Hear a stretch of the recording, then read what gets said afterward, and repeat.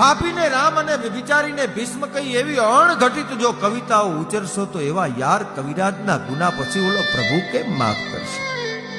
પરમાત્માના ચોપડે જાશો ત્યાં તો હિસાબ થશે તમે કેટલું સાચું બોલીને આવ્યા છો, કેટલું. અને કવિનું કામ છે સાચું કેવું. દુલા કાગ લખે છે કે ચારણ સમાજ આખો જ્યારે કવિત્વ શક્તિથી ભરપૂર હતો અને દેશ માટે દુનિયા માટે રાહબર હતો, માર્ગદર્શક ચારણ હતો. કવિ છે એ માર્ગદર્શક છે અને હંમેશા સત્ય બોલે. અને એટલે તો દુલા કાગ પ્રાર્થના કરતા પણ કે છે ને કે સતતણા સ્વાંગ પહેરીને રણભોમ રંગ મહેલમાં. કવિરાજ છે એ દુશ્મનનો ઘાતો વખાણે છે.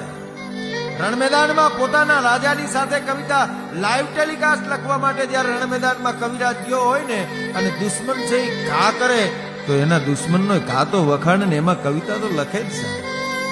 સાચું છે એને બહાર લાવે એનું નામ ઓલા સતતણા સ્વાંગ પહેરીને રણભોમ રંગ મહેલમાં.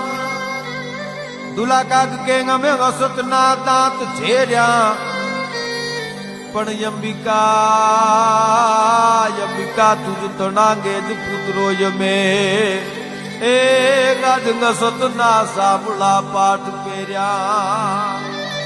મારો ભાર દુલા કાગને દુઃખ છે કે આ દેશના કવિઓની નીતિમાં ફેર આવ્યો.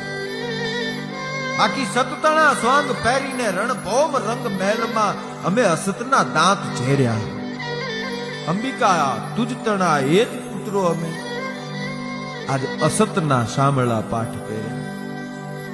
પણ કાગ પાછા વિનંતી કરીને માને કહે છે કે માં અમે ભલે અસતના સાંભળા પાઠ પહેર્યા પણ તું તો માં છો ને. કે અંધ લંપટ જને નફટ ચોરું બને માત મેલે નહીં તો માયા એ બાકી અંધ લંપટ જને નફટ ચોરું બને માત મેલે નહીં તો માયા. ઈ કોળ લે કેલવ્યા બાળને માવડી એ તું આજ તર છોડી માં જોગ માયા.